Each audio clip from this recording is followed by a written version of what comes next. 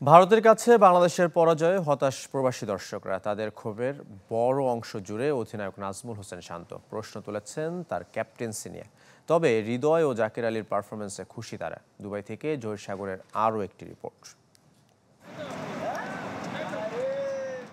Match শেষ হতে তখনও বাকি, কিন্তু তার আগেই দুবাই স্টেডিয়াম ছাড়তে শুরু করেন বাংলাদেশি সমর্থকরা। কর্মময় প্রবাস জীবনের ব্যস্ততা ভুলে দুপুরে যে হাসি মুখ নিয়ে এসেছিলেন টাইগারদের খেলা দেখতে, পরাজয়ে রাত হতেই তার রূপ নেয় বিষাদে।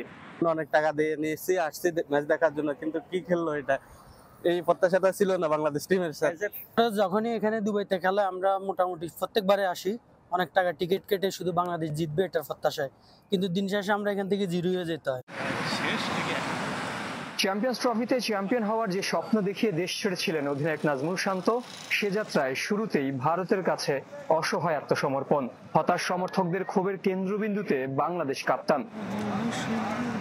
আমি চাইবো নাজমুল হোসেন শান্ত বাবার কাছে যায়, ওকে বাবার কাছে যাইতে হবে, দোয়া টোয়া নিতে হবে, তাবিজ টাবিজ নেক, তারপরও কামব্যাক করতে পারবে ইনশাআল্লাহ। লর্ড শান্ত, এবং ওটা হচ্ছে গিয়ে আমাদের ক্রিকেট বোর্ডের একটা বোঝা হয়ে গেছে এখন। শান্তর ক্যাপ্টেন্সি আমার কাছে একদমই ভালো লাগে নাই, কারণ সে যে কোনো একটা মানুষের দায়িত্ব থাকা দরকার, তাদের ভিতরে অবশ্যই দায়িত্ব নাই। মূল কথা সৌম্য এবং শান্ত, এই দুই প্লেয়ারকে জাতীয় দল থেকে অবাঞ্ছিত ঘোষণা করা হোক।